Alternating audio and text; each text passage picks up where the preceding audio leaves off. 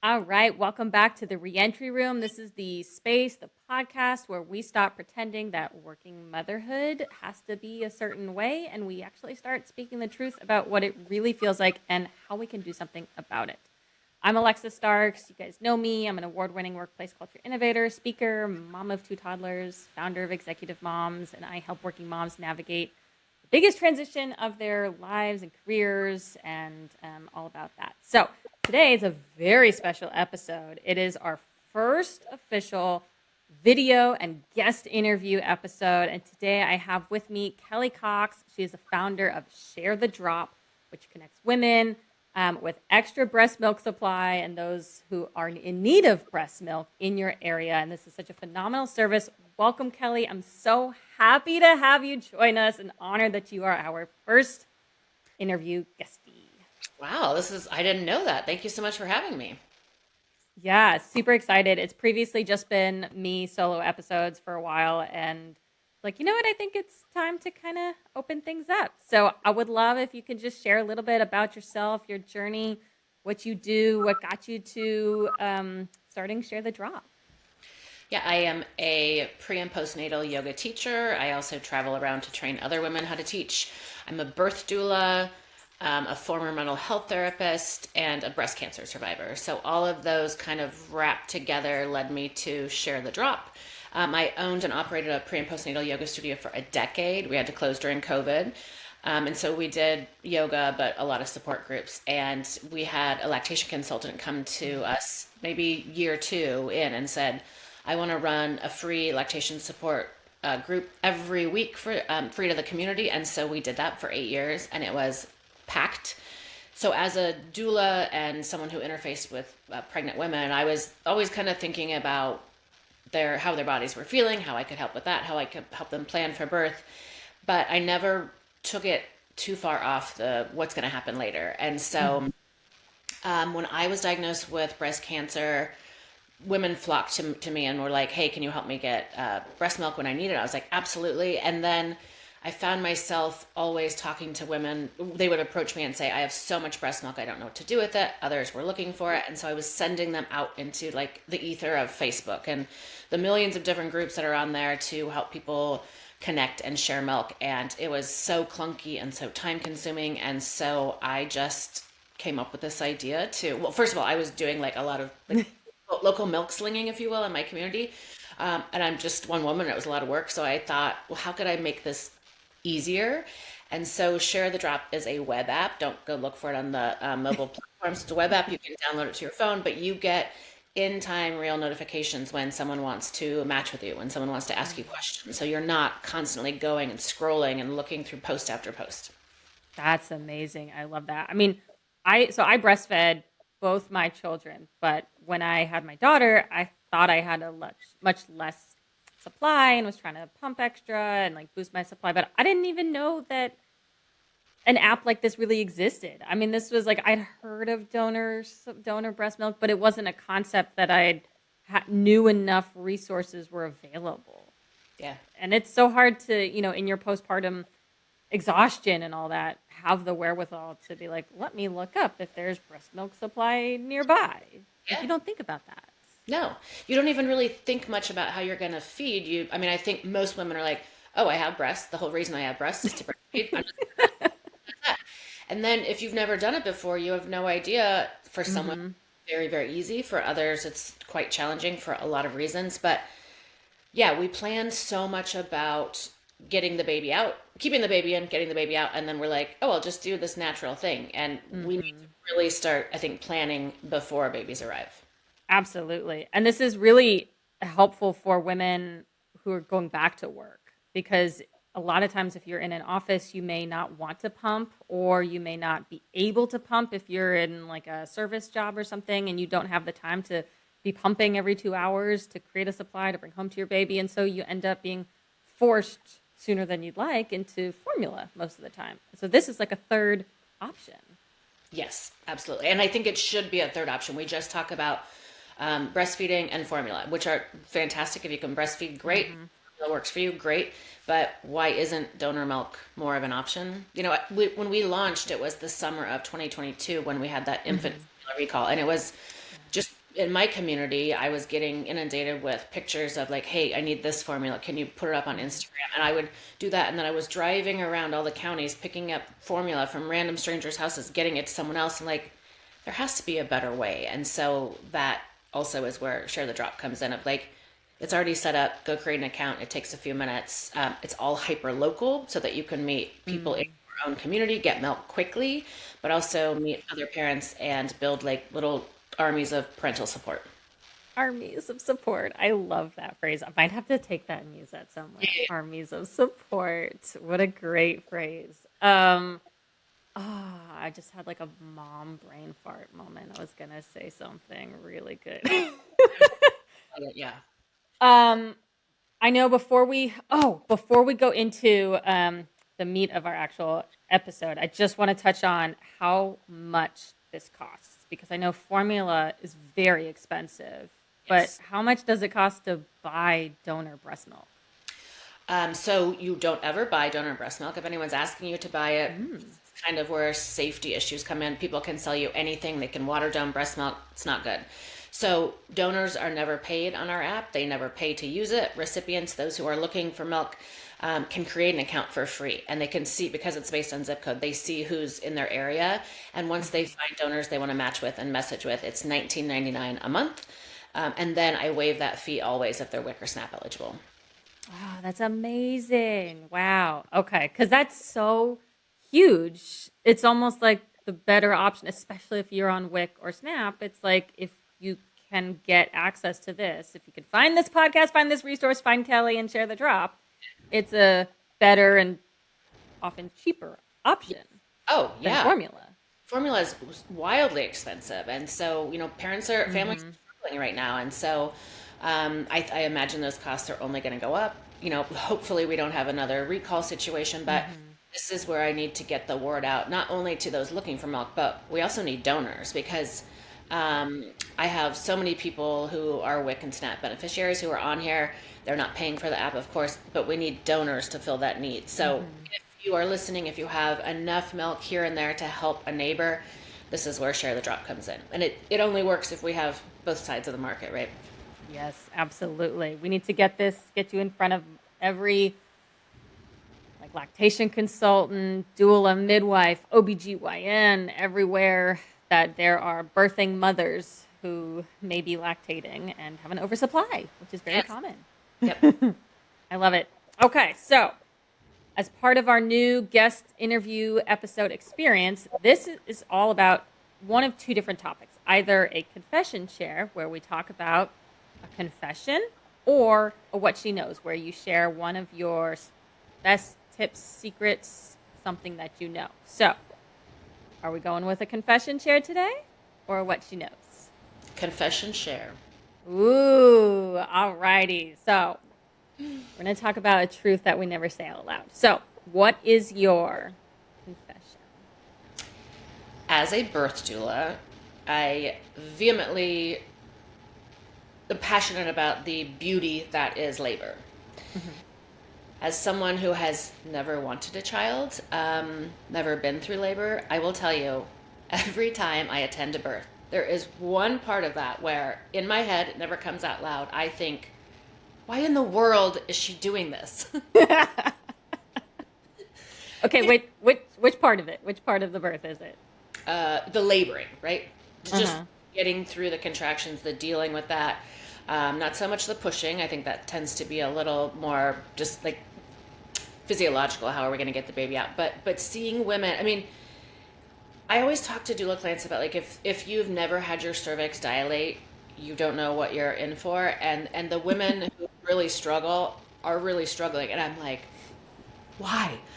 Why would anyone do this? I of course get it. It's beautiful. It's like to me, I'm kind of over like how the baby turns and the physiological Mhm. aspects of it. It's more there's not a baby coming. There's a whole other person that's going to join this family, and it's a very sweet, intimate thing people do one, two, three times in life, and I get to witness that. Mhm. But the physical aspect of it, I'm just like, no, no, thank you. That's so funny. Okay, so it's not necessarily like a grossed out thing, right? Like, Mm-mm. No, it's okay. like wow. I mean, it's called labor because it's so much work. Yeah. And then, some women are like, oh, contractions were a breeze. And I, maybe had some back rubbing. Others are like, give me the epidural now. And I always say there's a difference between pain and suffering. And once Hmm. you get to that point where you're suffering, you do want to be present as much as you can. But also, here's my thing. I'm not gonna say, "Oh, Alexa, I have a root canal tomorrow. I'm gonna go all natural. I'm gonna use my yoga mat. And, someone can squeeze my hips." Like, no. But birth is the only time when we're like, "Oh, you can just do it on your own."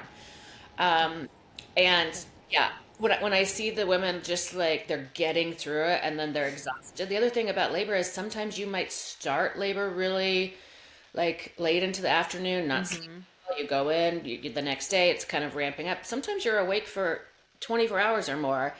And like, let's get you an epidural and get some relief. But when they're at that point of like, I have to get some help, in my head, I'm like, yes. I mean, like, why are you This doing? is this is so funny because I did both my babies I had naturally, right? I had my daughter, I had her my second at home in a water birth. And my first I had him at the hospital, but that was because he was my first. I was nervous, but it was still natural. And the whole time the nurses would come in like, "Sure you don't want an epidural now? You sure you don't want an epidural now?" Yeah, And that saying like I wanted to do both of them naturally.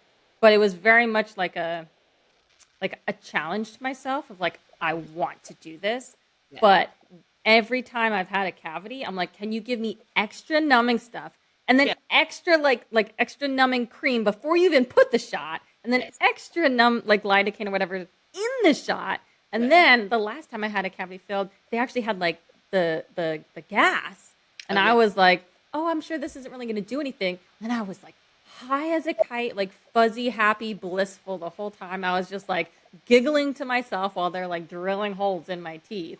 And it was phenomenal. And I was like, oh, this is cool.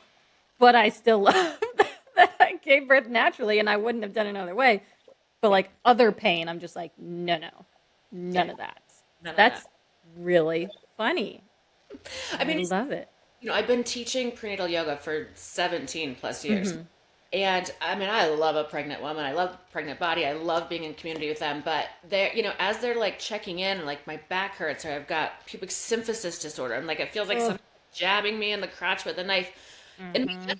yeah, y'all are not selling this to me. Like, this is, it just, people are always like, oh, what made you decide you didn't want kids? And I always say, well, what made you decide? And it's usually like this, well, why would you ask that? I just knew. I'm like, yeah, Uh-huh. same. Like, I just knew that I was going to be a mother in a different Yeah. way. And so when the 40 weekers walk in and they're just like everything hurts and they're swollen, I'm like, oh, I would never do that. Yeah. Yeah. I had bad SPD pain with my second because I had my kids so close together back to back. I got pregnant 6 months postpartum. And so I Mm. had bad SPD pain with my second. And yeah, I mean, every now and then, like last night, I was scrolling through Instagram and saw this really cute video of these two like twins cuddling in bed. And I was like, "Ooh, my ovaries, that makes me want to have a second, like a third kid, a third one." And I talked to my husband and he was like, "No, we're good at two, Alexa." And he's like, has to keep reminding me sometimes because I'll forget Yeah. also how much of a struggle it was at the end of pregnancy when I was exhausted and had bad SPD pain and I was like ready to go. And every day I was like eating my dates, drinking my red raspberry leaf tea, doing my squats and walking and Carrying around. curb walking. Yeah. Yeah. And Hmm. I was like, get you out of me. Like by any means necessary. I was like ready to go. And thankfully both my kids were at 39 weeks. And but it was like a rough last few weeks. Yeah. I Yeah, mean, that's always funny. But it's worth it. Like to me, it's a worthwhile pain. yes. And every time, I just finished my 75th birth. I've been the doula for almost all of my best friends. It is a very community kind of sense of community for me. But and I'm attached to them and I love their babies. But yeah, I'm like, I don't. That looked horrible. The whole thing. Beautiful. Like, oh, I love the placenta. I love all of it. Uh-huh. It's just like, yeah, I'm like, okay, I was not built for this. I can be the support, but thankfully I was like, no, I'm not doing this. But it's so good that you know this about yourself. Like that's key. A lot of women don't know it until it's too late and they're already a mom and they're like, this sucked. I never want to do it again. Yeah. Yeah. Yeah. I just took, had some best friends. I officiated their wedding 10 years ago, and I've been there when both their babies were born. And so I know these kids, and they call me Uncle Kelly, which is a long story. But the parents went away for their 10-year anniversary, and I stepped in and I took care of the whole thing, the house and the kids and the piano lessons and 2 soccer games and all this stuff. And I remember thinking, how do any parents get anything done? And of course their parents have had, 10 and 8 years into this, so they know, but I was just blown away by the amount of like, you have to be on it all the time, which of course, but for someone who'd never done it for that many days in a row, it was hard. Yeah, it is. There is that whole, we could go down a rabbit hole of like doing it all, but it is a lot. Yeah. All right. I thank you for sharing your confession. That was a wonderful confession. I love it. And very unexpected. Okay, let's go back to sort of share the drop and what you do. Can we close out? Can you tell us like 1 or 2 tips or tools or piece of advice that you would share with listeners, probably moms, but any listener, about what you would talk about? What piece of advice can you give? Always. So when you're pregnant, we spend so much time planning for delivery. How's the baby going to come out? Plan for your postpartum. What do you need? You don't need all the onesies and all the fancy stuff. Like, you need people coming over and cleaning your house or walking your dogs or having play dates with your toddler. You need actual support, lactation support. So know all of these things before. But if you are bringing home a baby that you have to feed, plan how you're going to do that. Research it. If breastfeeding is really important to you, find out if your local hospitals have a breastfeeding class. Take it. If there's a local yoga studio who has a lactation support group, sit in on that group while you're still pregnant. Like, get as much knowledge beforehand so that you don't, day 4 when your milk comes in, you're not doom scrolling the internet and seeing if this or that is normal. Like, have those pieces of information and education already in your mind. And if your partner can go to a breastfeeding class or a breastfeeding group with you, great. Like, the more support around breastfeeding, the better. If you know you're interested in formula, do your research. Which brand do you want? What ingredients are there? What makes the most sense to you? But those first days of having a baby at home are hard, and you're sleep deprived. And so the more knowledge you have beforehand, the better you're setting yourself up for success. Oh, yes. Thank you so much. That's so important, because those first few days postpartum are rough. Yeah. And it is hard when you're exhausted and trying to figure out breastfeeding at the same time, and your baby's trying to figure out breastfeeding, and you're just sitting there crying, like, why do I feel like I'm failing? And so we have to prepare, because very often we just think it's going to be natural. It's going to come naturally, intuitively, and it doesn't. So yeah, prepare. Yep. For everything in life. Yeah. And then as a parent, like, make your best laid plans. Like, I work with my clients on a birth plan. I had a client years ago that presented me with her laminated birth plan. I was like, so all the planning you do about birth or feeding or whatever, you also have, it's like yoga. Like, you try something, you fall out, take another breath, get back in, right? You have to be willing to, like, give up the plan and just start again. Yep. I love it. And that applies to so many things in life. Yeah. Yeah. I love it. All right, Kelly. Well, thank you so much. Where can we find you and find the app, Share the Drop? Sharethedrop.com. You can create an account right there. I'm at Share the Drop on all social media platforms. Anyone at any point can reach out to me. It's Kelly at sharethedrop.com. I've got pretty thick skin. I'm open to feedback or ideas, and I love talking about this. Awesome. I love it. Thank you. And we will link to your website in the description below. So if you are interested, you can find it in the description.